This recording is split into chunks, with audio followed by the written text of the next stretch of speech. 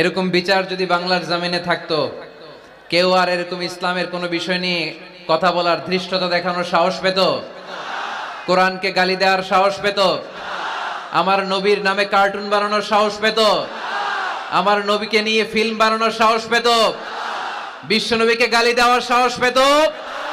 ইসলাম নিয়ে কটু কথা বলার সাহস পেত? আমরা সব বিষয়ে কথা শুনতে রাজি। আমার নবীরে গালি দিলে খবর আছে না নাই?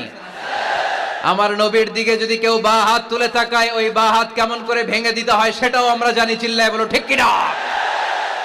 ইসলামের বিরুদ্ধে যদি কথা বলে, ওইটা আমরা সহ্য করি না। চিল্লায় বলেন ঠিক কিনা? আমার নবীরে গালি দিলে, আমার কোরআনকে গালি দিলে, আমার আল্লাহরে গালি দিলে, আমার ইসলামকে গালি দিলে আমাদের কলিজায় আগুন ধরে কি ধরে না? নবীকে গালি দিলে কলিজায় আগুন লাগে? কোরআনকে গালি দিলে কলিজায় আগুন লাগে? কার কার কলিজায় আগুন লাগে হাত তুলে আল্লাহর দেখা।